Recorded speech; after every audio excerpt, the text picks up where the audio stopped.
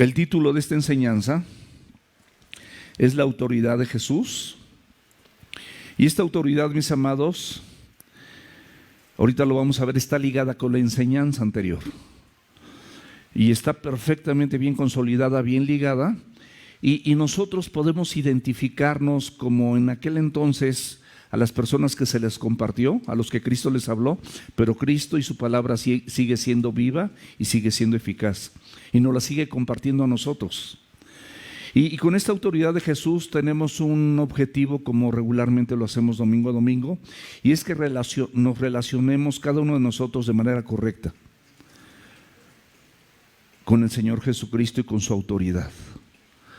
Debemos de aprendernos a relacionar de manera correcta con la autoridad de Cristo. ¿Qué quiere decir de manera correcta? Que no lo hagas teóricamente. Yo sé que muchas personas en este lugar podemos recitar algunos versículos, saberlos de memoria, conocer muchas partes de la Escritura, muchas partes del Antiguo y del Nuevo Testamento, de las palabras de Jesús, inclusive memorizarlas. Podemos estar participando de las diferentes enseñanzas, incluso podemos haber sido instruidos desde niños.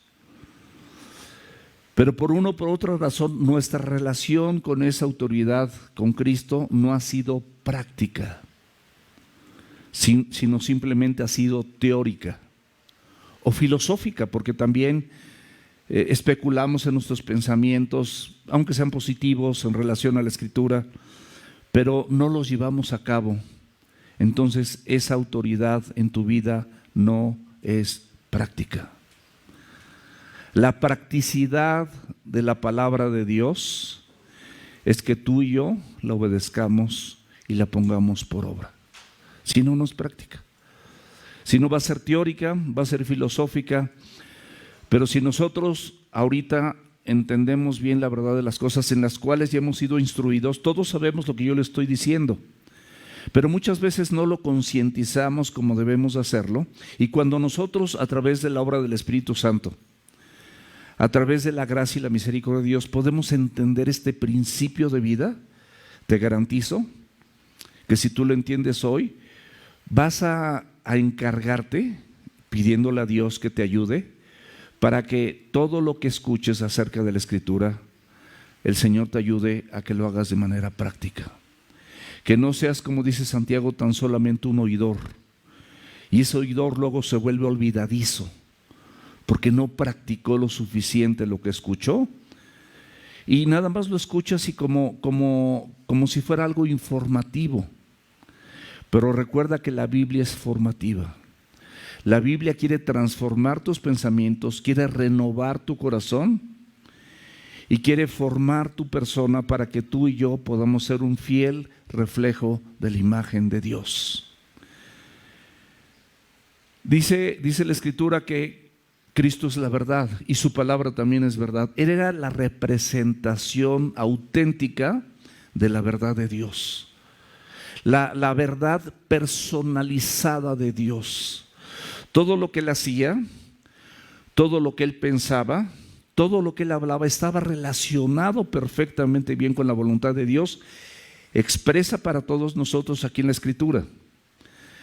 Jesucristo se presenta como esa verdad encarnada, esa verdad para imitar, esa verdad para hacer lo que él hace, decir lo que él dice y llevar a cabo todo lo que él nos instruye y nos manda.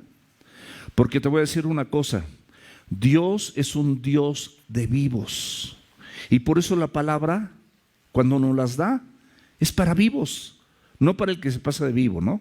Para vivos, para personas que quieren vivir conforme al Evangelio, conforme a todo lo que está aquí escrito. Y esto cambia mi perspectiva, porque entonces ese Dios vivo manda a su Hijo, que es la palabra de Dios encarnada, viva y eficaz, nos las muestra en persona, y a pesar de eso, muchos religiosos y muchos de la multitud, incluso algunos discípulos, dice que lo dejaron y dejaron de estar con él. Y esto es trágico, mi amado, porque la condición del corazón del hombre es la misma aquel entonces y es la misma ahorita. Nosotros podemos pensar que creemos en Jesús, porque en una congregación están los que creen que creen y los incrédulos. No hay más. Los creyentes verdaderos, los que creen, pero pues no creen. Y de alguna manera su relación con Dios no es auténtica, es falsa, porque está muy mutilada, muy contaminada, como lo vimos la sesión anterior, con cambistas, con cosas que vendes en tu corazón que impiden que el Señor Jesucristo opere con todo su poder para transformar tu vida y para transformar la mía. ¿Qué mejor regalo, mi amado, después de la salvación? Primero la salvación. ¿Qué mejor regalo que Él pueda transformar tu vida y que seas como Él? ¡Wow! La personalidad de la verdad, la personalidad de la Escritura en la persona de Jesús. Perdonen tanta reiteración, pero es la verdad.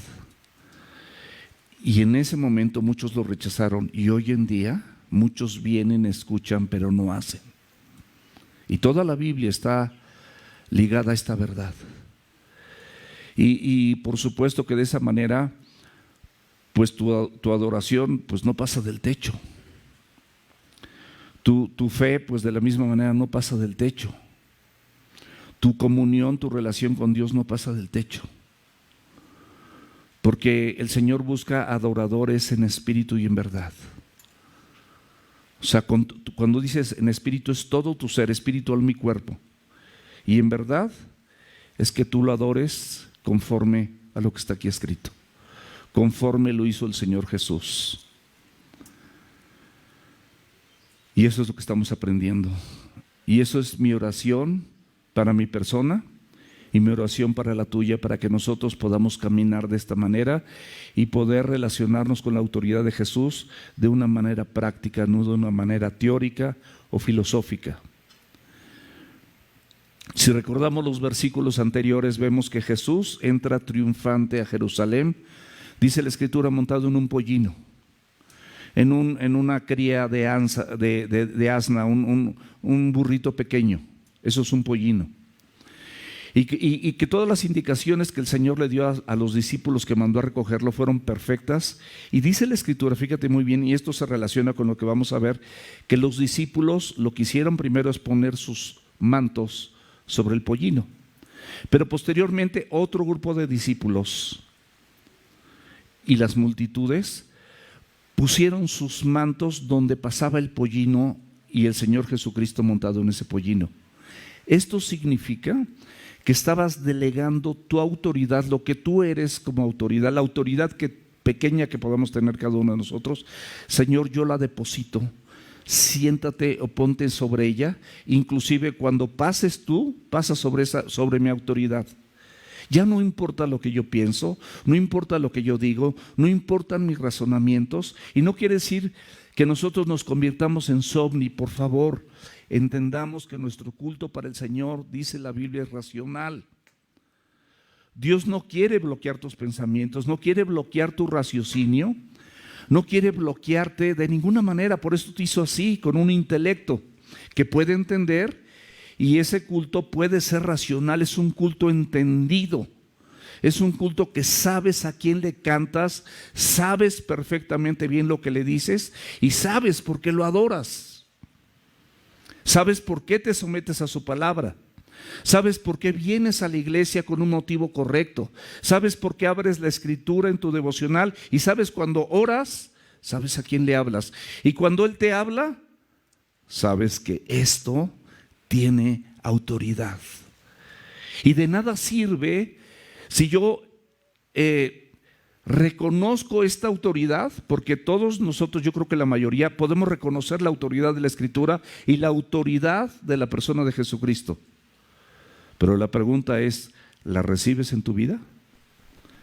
No dice la Biblia, a los suyos vino, a lo suyo vino, y los suyos no le recibieron. O sea, vino a lo suyo, Él venía a todo esto que le estoy diciendo, pero los suyos no le recibieron. Mas a todos los que le recibieron, a los que creen en su nombre, les dio potestad de ser hechos hijos de Dios. Un principio: nunca separes la palabra de la persona de Jesucristo. Nunca. Van unidas. Es una misma cosa. No puedes decir, bueno, yo recibo a Cristo. Pues lo recibes con su palabra, lo recibes con su instrucción, lo recibes esa autoridad. No nada más el acto físico de quitarte tu manto y ponerlo en el piso, y al poco tiempo esas mismas personas que estaban aparentemente dejando su autoridad, y esto puede suceder hoy en día en la iglesia, aparentemente estás bajo la autoridad de Cristo, pero tu vida de lunes a sábado es otra. Tus acciones, tus pensamientos, tus prácticas completamente son distintas a lo que vienes a escuchar aquí y a lo que la palabra de Dios dice. Y entonces estas personas ponen sus mantos como dejándole la autoridad de sus vidas a Cristo, pero ese mismo grupo de personas unos días después empiezan a gritar como multitud: crucifícanle, crucifícanle. Estos mismos le dijeron: hosana en el cielo, paz en la tierra, bendito el que viene en el nombre del Señor.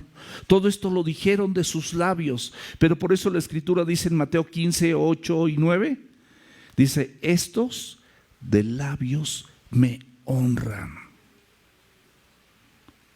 Así que no todo el que le diga Señor, Señor, no todo el que le alabe, no todo el que supuestamente le adore, le está adorando. De verdad, mis amados.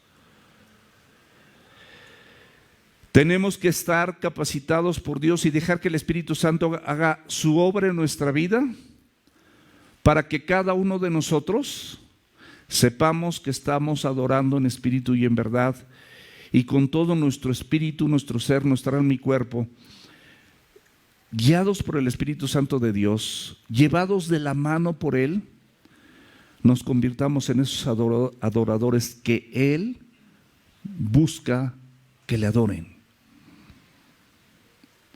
¿Y por qué busca? Porque algunos que le están adorando no lo están adorando. Por eso los busca, no los encuentra, pero te encuentra a ti, que lo estás adorando en espíritu y en verdad. Y eso, mis amados, es maravilloso.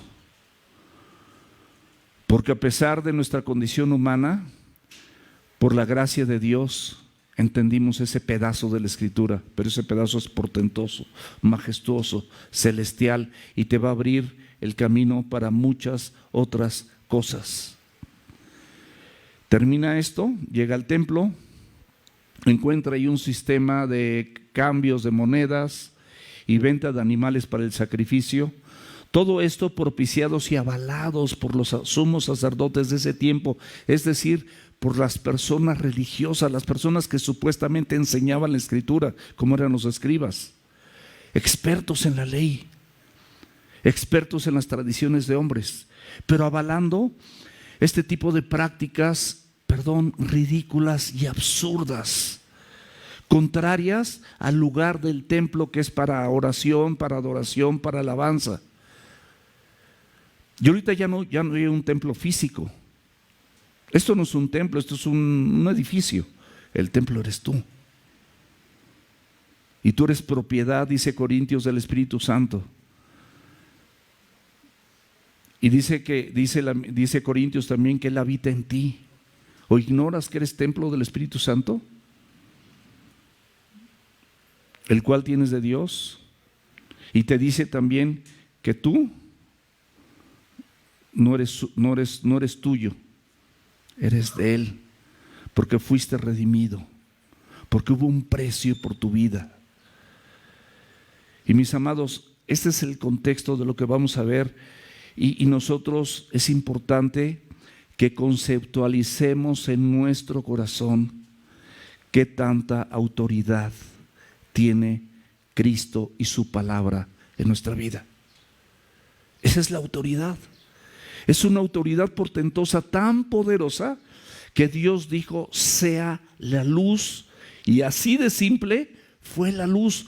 Si la palabra de Dios es tan poderosa y dictamina, sé la luz, y fue la luz, imagínate cada palabra que sale de la boca de Dios es para que tú vivas, porque eso dice Mateo 4:4, no solo de pan vive el hombre, sino de toda palabra que proviene de la boca de Dios. Si esa palabra realmente te alimenta, realmente te va a nutrir, realmente te va a transformar, realmente te va a fortalecer, realmente te va a sacar del hoyo cenagoso en el que te encuentras, porque como David, cualquiera de nosotros podemos tener en poco la palabra de Dios.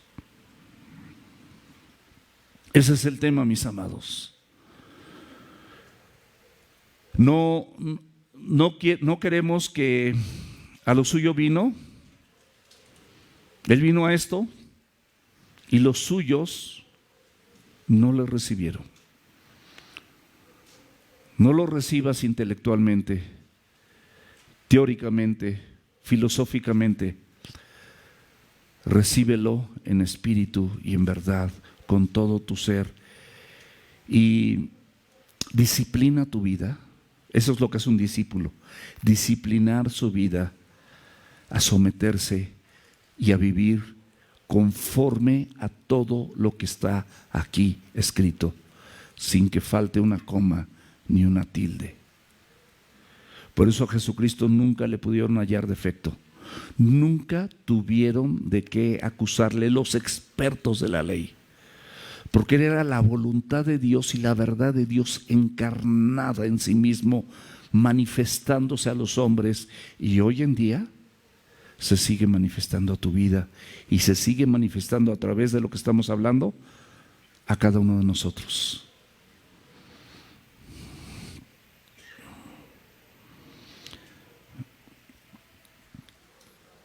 Leamos los versículos rápidamente. Sucedió un día que, enseñando Jesús al pueblo en el templo, estaba enseñando y anunciando el evangelio, llegaron los principales sacerdotes y los escribas con los ancianos y le hablaron diciendo: dinos, ¿con qué autoridad haces estas cosas? ¿O quién es el que te ha dado esta autoridad? Le hacen dos preguntas. El versículo 3, el Señor le responde con otra pregunta. Respondiendo Jesús le dijo: les haré también una pregunta y respóndanme. ¿El bautismo de Juan era del cielo o de los hombres? Entonces ellos discutían entre sí diciendo: si decimos del cielo, dirá por qué, pues no le creímos. Y si decimos de los hombres, todo el pueblo nos apedreará, porque están persuadidos de que Juan era profeta. Y respondieron que no sabían de dónde fuese. Esa fue su respuesta. Entonces Jesús les dijo: yo tampoco les diré con qué autoridad hago estas cosas. Aquí nos dice que sucedió en un día, enseñando Jesús en el templo, el primer versículo, y anunciando el evangelio llegaron los principales sacerdotes y los escribas. Él enseñaba, mis amados, no perdía el tiempo para enseñar ningún día. Él sigue haciendo esto en tu vida hasta el día de hoy. No pierde el tiempo para enseñarte ningún día. Si tú no abres la Biblia todos los días, van a pasar días, valga la redundancia, donde no vas a aprender nada y no te va a enseñar Él nada. Si tú abres la Escritura, vas a tener muchas cosas para aprender. Él enseñaba todos los días, pero ese día, si vamos y vemos un poquito en relación a lo que nos enseñan los historiadores, podemos pensar y podemos ver que la entrada triunfal a Jerusalén fue un domingo. La purificación del templo, piensan la mayoría que fue un martes, y un lunes, y entre martes y miércoles lo que está sucediendo aquí. Este versículo 1 parece ser que fue entre martes y miércoles. No están de acuerdo todos, pero por eso dejamos abierto, no es relevante, simplemente es como un dato. Lucas 19, versículos 47 y 48, es el final de Lucas 19. Y nos reitera la Escritura, dice, y enseñaba cada día en el templo. Si tú eres el templo del Espíritu Santo, Él quiere seguir enseñando cada día en medio de tu corazón. Pero los principales sacerdotes, los escribas y los principales del pueblo procuraban matarle. Mis amados, dice la Biblia en Corintios que la letra es muerta. Si tú tienes esto teóricamente, es muerto. Estás informado, pero no estás siendo transformado porque no lo permites. Tu corazón está endurecido. Tienes tus propios razonamientos, tus propias ideas y cuestionas la autoridad de la palabra de Dios en muchos sentidos y en muchas áreas y no la crees, por eso no la practicas. Porque cuando la creemos, de verdad, no es que a ciegas, con todo el razonamiento, la aplicamos, porque sabemos que es verdad. Porque sabemos que la palabra de Dios sí se cumple. Y esto es maravilloso, mis amados. Dice, y enseñaba cada día en el templo, pero los principales sacerdotes, los escribas y los principales del pueblo procuraban matarle y no hallaban nada que pudieran hacerle. No había culpa, no había error, no había falla. La palabra de Dios, escúchalo y subráyalo, es perfecta. Transforma el alma. Tú tienes un alma, yo también. La transforma. Restaura el corazón. Renueva los pensamientos. Es lumbrera a tus pies, o lámpara a tus pies y lumbrera a tu camino.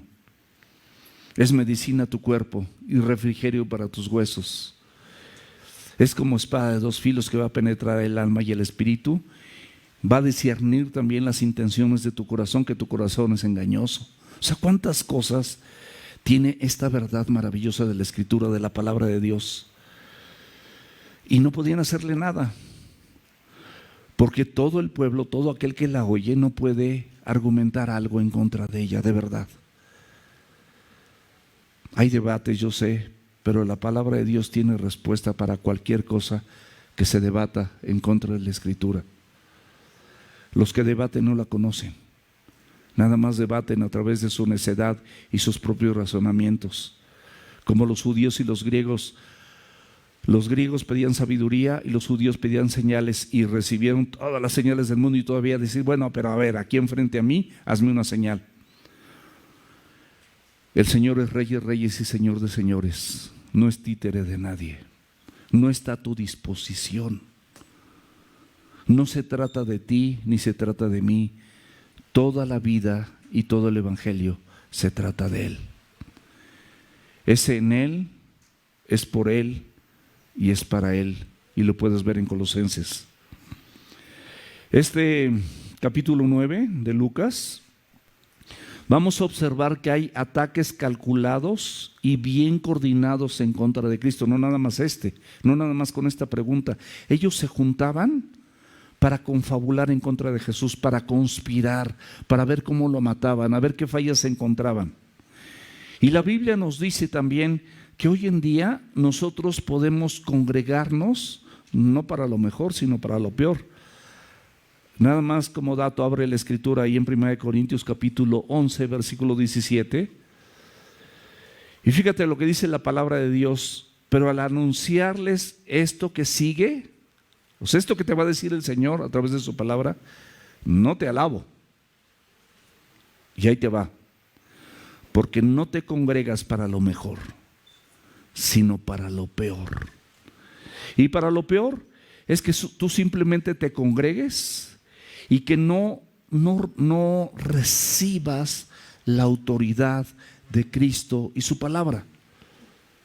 De nada sirve si tú te congregas y lo que estás oyendo no lo vas a llevar a cabo. Y yo siempre he pensado, qué flojera venir cada domingo y estar oyendo un montón de cosas que no estoy dispuesto a obedecer, que no estoy dispuesto a honrar, que no estoy dispuesto a hacer. Nada más las oigo, pero no las voy a hacer. Qué flojera. Jesús ya había entrado en el templo, había hecho muchas cosas, los milagros y las señales que él había hecho y los prodigios manifestaban y eran señal de que él verdaderamente era el Mesías esperado, el enviado de Dios. Pero escúchame, su principal función es enseñarnos, porque no sabemos. Muchos lo reconocían como maestro, aparte del Salvador, él era un maestro, era un rabí. Y la palabra de Dios dice que es útil para enseñar. Eso nunca va a cambiar. La palabra de Dios es para que te enseñe, y lo primero que te va a enseñar es tu condición sin Cristo. No es para que te vuelvas un teólogo, que te sepas toda la Biblia. Digo, qué padre si lo podemos hacer y nuestra capacidad intelectual nos diera eso, qué hermoso, ¿no? Pero qué triste si nada más lo aprendemos y no lo ponemos por obra. No sirve de nada. Sin embargo, cuando nosotros lo ponemos por obra es algo maravilloso. Entonces, Él es el Mesías enviado, esperado, el enviado de Dios. Pero su principal ministerio es enseñarte. Después de ser bautizado, ahí en Mateo 4:17, dice: desde entonces comenzó Jesús a predicar y a decir: arrepentíos, es lo que necesita el hombre, porque no hay ningún hombre que no requiera arrepentimiento, ninguno, no hay perfecto, no hay quien busque a Dios, no hay justo ni aun uno, porque el reino de los cielos se ha acercado. Él era la manifestación genuina y real de ese reino de los cielos, Jesucristo, mis amados. Y este ministerio era tan importante que así lo terminó, lo inició enseñando y lo terminó de la misma forma. Pero no solamente lo terminó él así, aparte de terminarlo, lo encomendó a los discípulos. Mateo 28, 19 y 20. Por tanto, id y hacer discípulos a todas las naciones, bautizándolos en el nombre del Padre, del Hijo y del Espíritu Santo, enseñándoles, fíjense muy bien, enseñándoles a que guarden y hagan, fíjense la instrucción de Jesús, su última instrucción, a que guarden y hagan todo lo que yo les he enseñado. Antiguo y Nuevo Testamento. El Nuevo Testamento es una confirmación del Antiguo Testamento, porque el Antiguo Testamento es simplemente una sombra, como dice la Biblia, de lo que había de venir. ¿Estamos de acuerdo?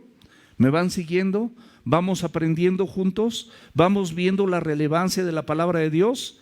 Entonces, enseñándoles a que guarden todas las cosas que les he mandado, y el resultado de todo esto es que Él va a estar contigo cuando hacemos esto todos los días hasta el fin del mundo. Es una promesa.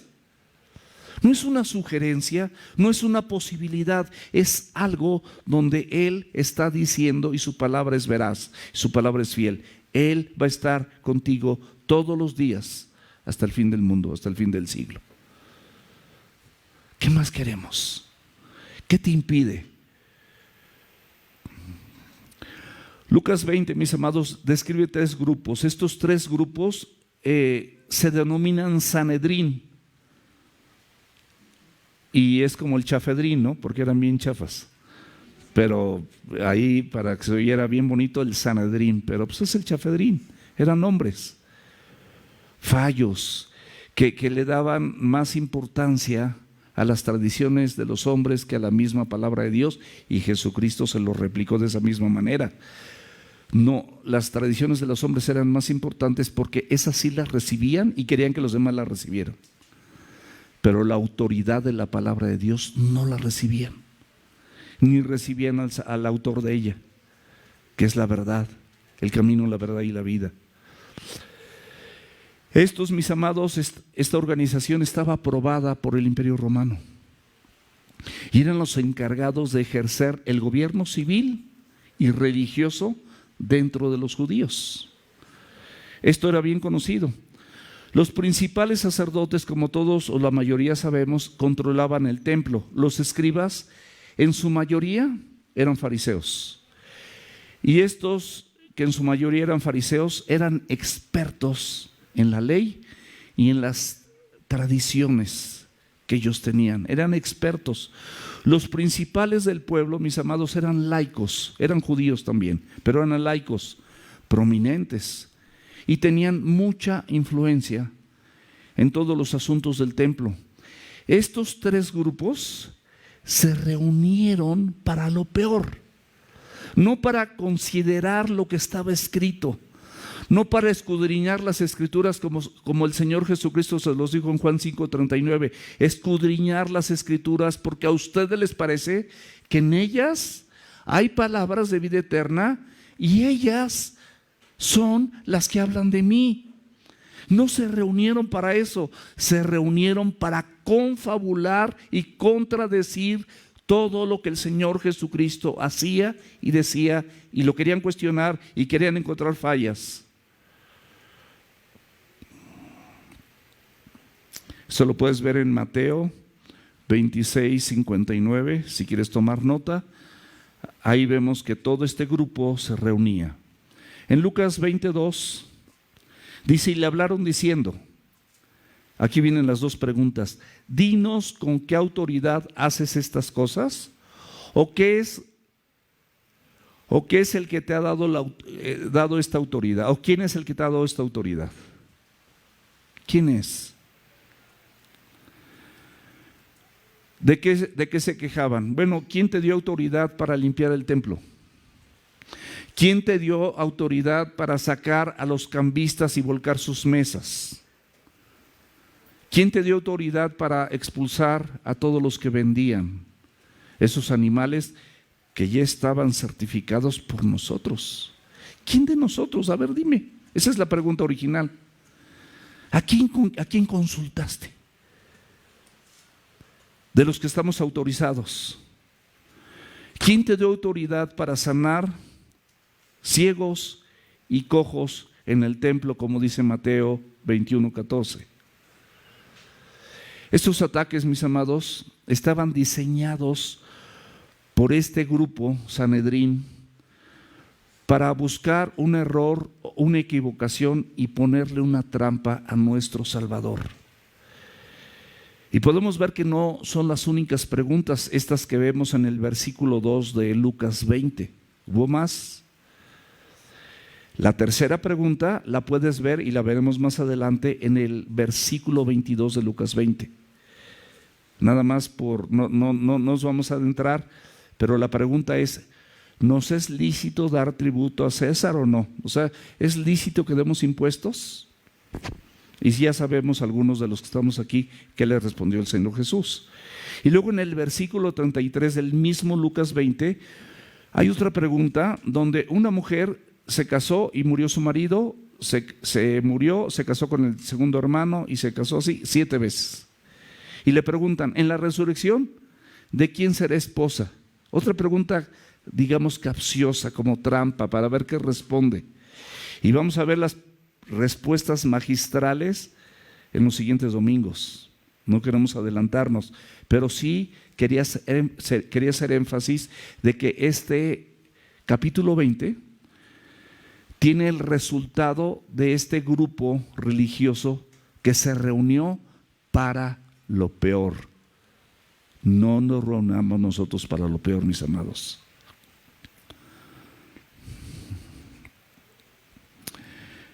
Jesús, mis amados, no formaba parte de ninguna agrupación religiosa, por supuesto tampoco con ellos. Él era el Hijo de Dios, era el Mesías, era el enviado. Este grupo del Sanedrín, y en este grupo del Sanedrín sí se encontraban las personas que estaban calificadas, digámoslo así, socialmente, delante de los judíos, para enseñar y para desarrollar todas las actividades del templo. Le exigen, por lo tanto, a Jesús, estas personas, sus credenciales y qué facultad religiosa tiene para haber hecho esto con esta autoridad. Y nosotros, mis amados, podemos caer también en este grupo que muchas veces cuestionamos la autoridad de la persona de Jesucristo y de su palabra. Y podemos poner como ejemplo simplemente la familia. Porque dice la Escritura que empecemos en casa, ¿no? Esto practiquémoslo primeramente en casa. Varones, ¿tratas a tu mujer como a vaso frágil? ¿No eres áspero con ella? ¿La tratas como a coheredera de la gracia? ¿La amas como Cristo amó a su iglesia y se entregó a sí mismo por ella? Ya nos tiraste, pastor, me van a decir. No, ahí les va a las mujeres. Es parejito. La Biblia afortunadamente siempre es pareja. Mujer, ¿reconoces la autoridad de tu marido? ¿La respetas? ¿Respetas a tu marido también? ¿Estás dispuesto a sujetarte a él, como dice Dios en su palabra? Y los hijos honran a su padre y a su madre, que es el primer mandamiento con promesa. Todo esto es Biblia, mis amados. Pero es una parte, es nada más la familia. Pero las finanzas, no, ¿para qué vamos? Van a pedir dinero. Aquí, mis amados, ustedes saben que no estamos acostumbrados a pedir dinero. El privilegio de ofrendar y diezmar es nuestro y es voluntario.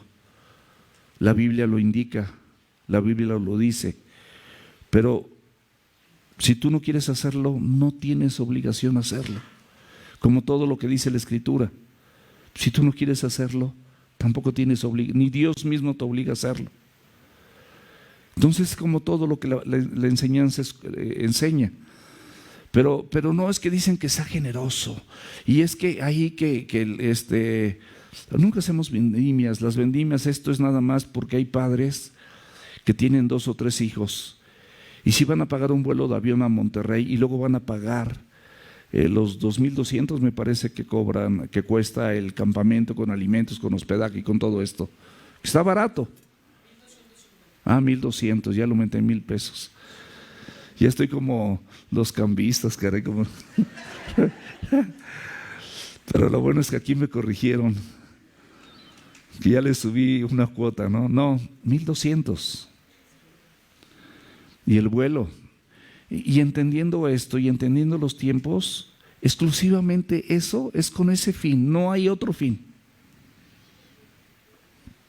Pero no queremos tu dinero, queremos tu corazón, queremos tu obediencia, porque Cristo lo quiere. Y yo quiero lo mismo que Cristo quiere. La Biblia nos habla de perdón. ¿Cuánto trabajo nos cuesta perdonar? La Biblia nos habla de ofrecer siempre a Dios sacrificios de alabanza, es decir, actos en tu vida que produzcan otros frutos del labio, que confiesen su nombre y digan: ese o esa persona verdaderamente tiene un llamado de Dios, es un hijo verdadero, una hija verdadera de Dios. Vean qué vida tan hermosa, vean qué vida tan ejemplar. La palabra de Dios también nos dice que presentemos nuestro cuerpo en sacrificio vivo, y para presentarlo vivo tiene que ser santo, es decir, apartado para Dios. Dice que con esto tú vas a poder serle agradable a Dios. Y al ser agradable a Dios con lo que dices, con lo que haces, incluso con lo que piensas, eso es tu culto racional. Eso es una adoración genuina. Aunque nadie la viera, basta que Dios la vea. No es que lleguemos aquí unos minutos antes y haber tenido una semana catastrófica y alguna alabanza mueve nuestro corazón, porque la música ayuda a que esto pase, y la voz a lo mejor, o los instrumentos que están tocando ayudan a que esto pase, y nosotros con nuestros ojos cerrados hasta una lágrima salte de nuestros ojos, pero saliendo de aquí sigamos siendo la pésima esposa, el pésimo esposo y el pésimo hijo de Dios y de tus padres. Esto no puede ser así, mis amados. Esto requiere congruencia. Lucas 20, versículos 3 y 4. Respondiendo Jesús les dijo: les haré yo también una pregunta, respóndanme. ¿El bautizo de Juan era del cielo o de los hombres? Mis amados, la autoridad de Cristo era absolutamente clara y absolutamente evidente que era dada por Dios. 3 veces, mis amados, se había escuchado inclusive una voz del cielo que decía: este es mi Hijo amado, en el cual tengo complacencia. ¿Estamos de acuerdo? Una voz del cielo. No había bocinas, no había audios, no había todos los trucos electrónicos y en las redes sociales que se pueden llegar a hacer. Se abrió el cielo y una voz dijo: este es mi Hijo amado, en el cual tengo complacencia. ¿Por qué me complace? Porque Él es el ejemplo de que Él hace mi voluntad. Y te está enseñando personificadamente, en una manifestación personificada, cómo debes de vivir. ¿Quieres vivir así? Sigue sus pasos. No nada más te digas cristiano. No digas: no, yo sí voy a la iglesia y estoy en familia de mostaza, o en la que tú me digas. Vive lo que Él te dice que tienes que vivir. ¿Cuándo oyó esta voz? Cuando fue bautizado, cuando fue la transfiguración con Pedro, Juan y Jacobo. Ahí en Mateo, Lucas 9:35 lo vimos. Y luego en Juan 12:28 dice que se oyó una voz donde Él decía que Él era glorificado. 3 veces, mis amados. Por lo mismo, Jesús no entra en discusión, ni siquiera los ofende como nunca lo hizo. Se ofendían porque les decía la verdad. Sepulcros muertos, ¿no? Emblanquecidos. ¿Cómo? Blanqueados. Pero los milagros y las señales que Jesús había hecho a lo largo de su ministerio eran evidentes. Eran tantas, eran múltiples, que nadie podía decir que era algo fraudulento. No sabemos a cuántos ciegos sanó, a cuántos leprosos limpió, a cuántos sordos les dio oído, a cuántos paralíticos, a cuántos muertos resucitó. Porque Juan dice que no todo lo que Él hizo está escrito, que simplemente está escrito lo suficiente como para que todo este grupo de religiosos, las multitudes, los discípulos y nosotros, es suficiente para que podamos saber que en Él está establecida toda la autoridad de Dios. Los mismos del Chafedrín, de este Sanedrín, le dijeron, uno de ellos, que posteriormente vemos que Él se salvó, a pesar de ser de este grupo religioso, porque Dios no hace acepción de personas. Dice Santiago, que no hay acepción de personas. Y este rabí, llamado Nicodemo, dice que le dijo: Rabí, sabemos que has venido de Dios. O sea, él sabía, y sabemos es porque lo había dialogado con otros del Chafedrín. Ya lo había dialogado, y por eso habla en plural. Sabemos que has venido de Dios como maestro, porque nadie puede hacer estas señales que tú haces si no está Dios con él. Juan 3:2. Esto dice la Escritura. Su enseñanza, mis amados, siempre llevaba fuerza, siempre llevaba claridad. La palabra de Dios estaba llena de autoridad. En Mateo 7:29 dice: porque les enseñaba como quien tiene autoridad y no como los escribas, que eran los encargados de dar esta enseñanza, con sus credenciales, con sus certificados, con todo esto. Y por eso la pregunta: ¿la autoridad para bautizar de Juan le había sido dada por Dios o había sido dada simplemente por una ocurrencia de un hombre vestido con pieles de camello y que comía langostas y miel silvestre? Estaban en una encrucijada. Entonces ellos discutieron entre sí diciendo: si decimos del cielo, dirá, ¿por qué no le creíste? Y si decimos de los hombres, todo el pueblo nos apedreará, porque están persuadidos de que Juan era profeta. Mis amados, el mismo Juan el Bautista sabemos que fue el último profeta enviado por Dios para abrir camino al Mesías, al Salvador esperado. Toda la Escritura, todo el Antiguo Testamento hablaba de esto. A lo suyo vino y los suyos no lo recibieron, pero Él fue manifiesto. Él mismo declaró con sus propias palabras que era reconocido por todo el pueblo como profeta, inclusive por los mismos del Chafedrín. Les garantizo que reconocían lo que Dios hacía en él. Pero es una cosa que lo reconozcas y otra cosa es que lo recibas. Una cosa es que reconozcas a Jesús como el Hijo de Dios, como Santiago 2:19 que dice, Satanás también cree y tiembla. Y otra cosa es que tú realmente te rindas a su autoridad y a su persona. Juan el Bautista dijo que él era superior. Dice, viene uno detrás de mí, el cual es más grande que yo, superior a mí, del cual ni siquiera soy digno de desatar la correa de su calzado. Él los va a bautizar con Espíritu Santo y fuego. Yo los bautizo en agua para arrepentimiento, pero él con Espíritu Santo y fuego. Lucas 3:16.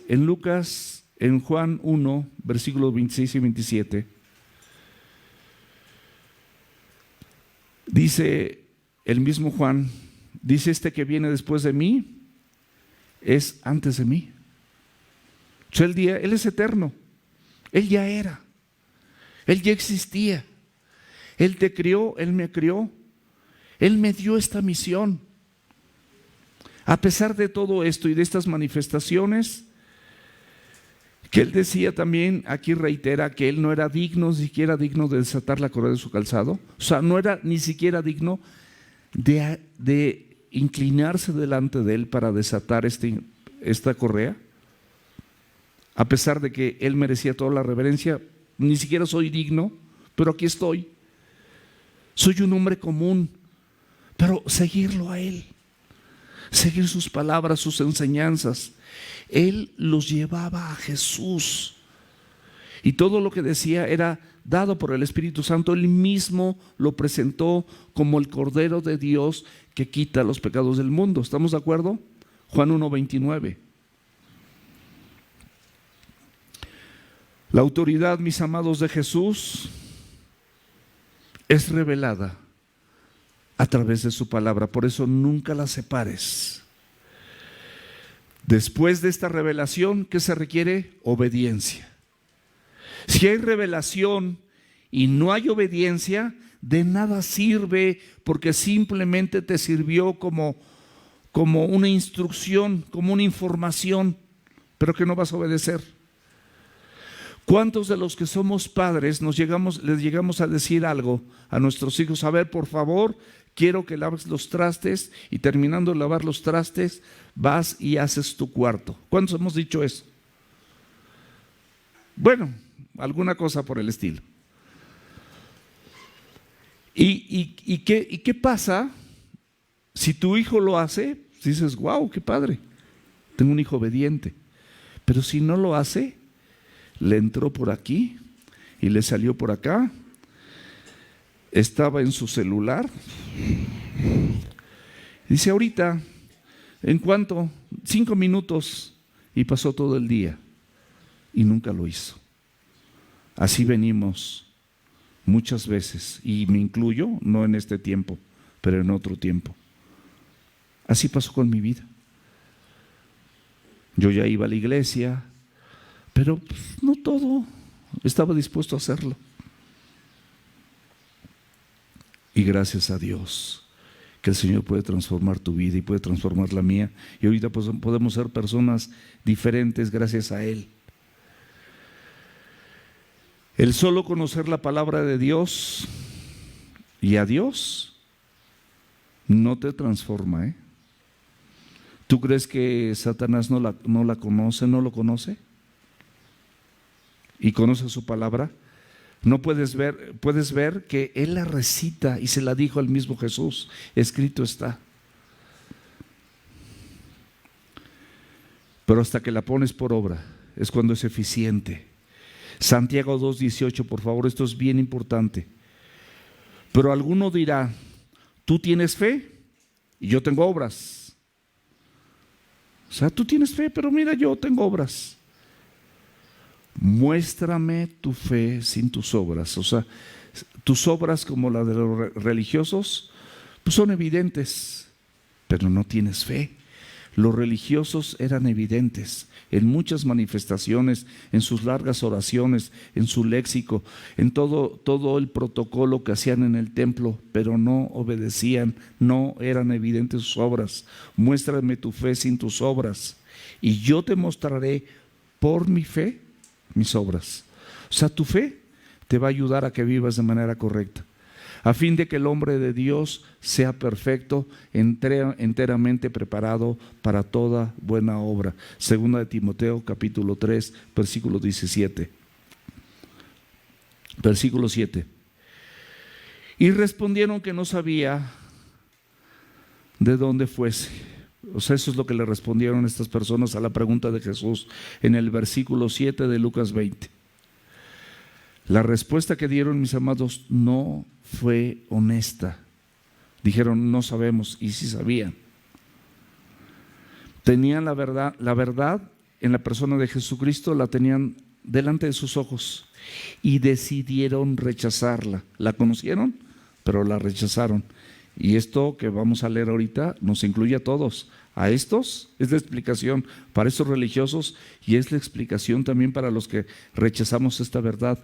Romanos 1, 21 y 22.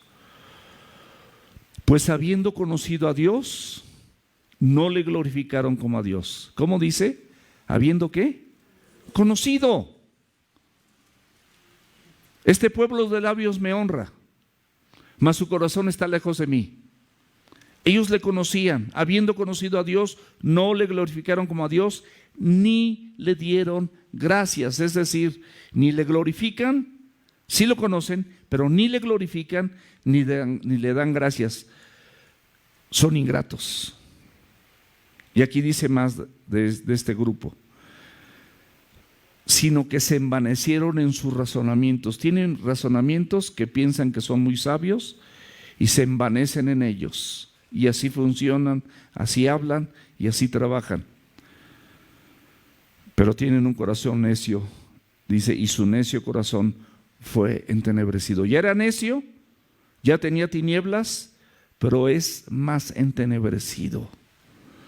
Porque esa necedad y esa ingratitud y esos razonamientos personales te llevan a la destrucción. Hay camino que al hombre le parece recto, pero su fin es muerte y destrucción. Profesando ser sabios, se hacen necios. Esto nos incluye también. Y el último versículo. Entonces Jesús les dijo, yo tampoco les diré con qué autoridad hago estas cosas. ¿Por qué? Porque las respuestas de los religiosos le dio a Jesús la oportunidad de contestarles con una pregunta inicial. Y al ver que ellos no fueron sinceros con la persona de Juan, tampoco lo van a hacer conmigo.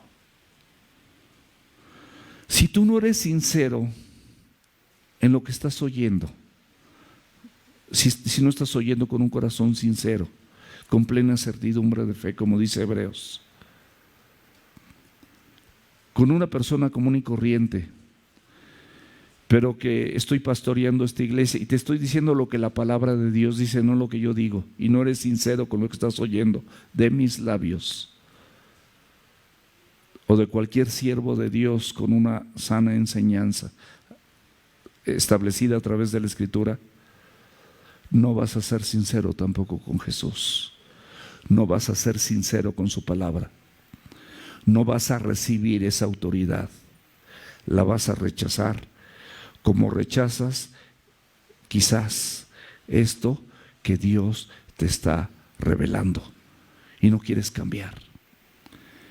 Juan 3:19 nos da la respuesta, y esta es la condenación, que la luz vino al mundo y los hombres amaron más las tinieblas que la luz, porque sus obras, su forma de hablar, su forma de pensar, su forma de vivir, su manera de ser esposo, su manera de ser esposa, su manera de ser hijo o hija,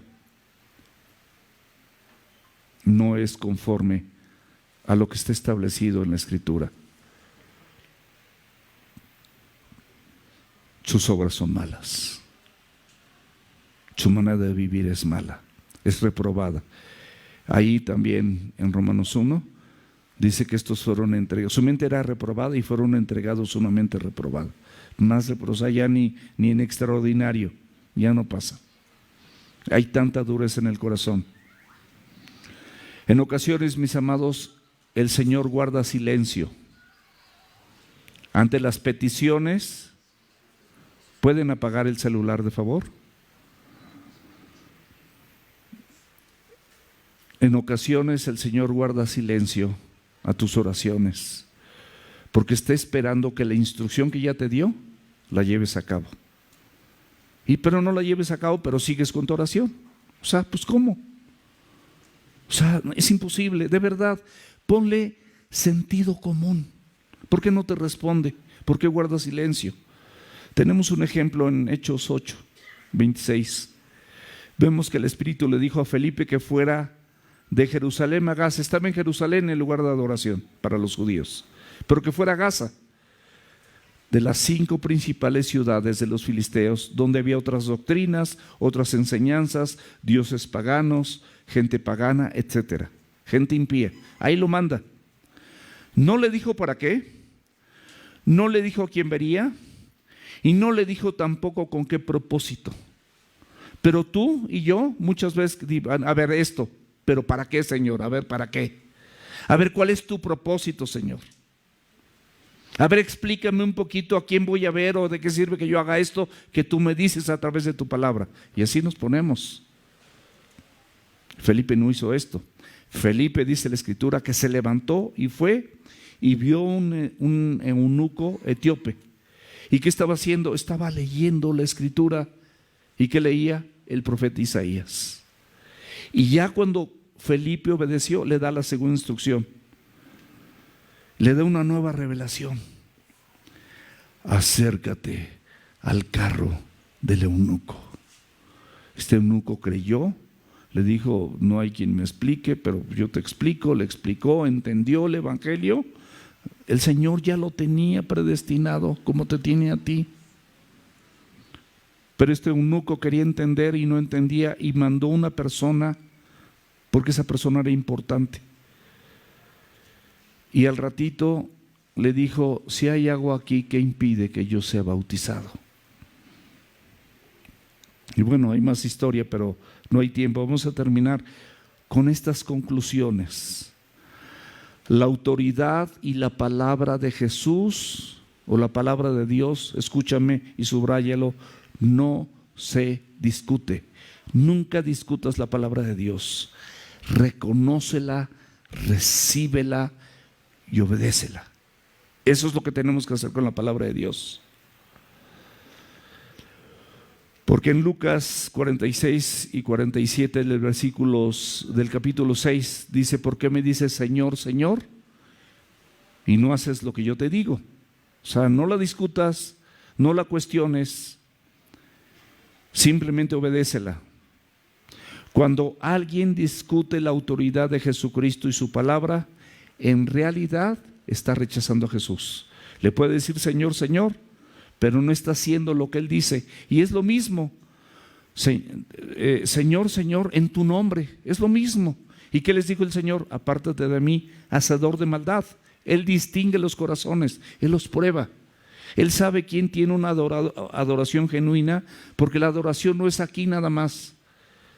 Tu culto también es racional en otras partes. Con un corazón dispuesto. Sacrificios de alabanza que confiesen en su nombre. Rechazar la autoridad, mis amados, establecida por Dios aquí en la tierra, a través de algunos siervos o algunas autoridades civiles, también es como si rechazaras a Dios mismo.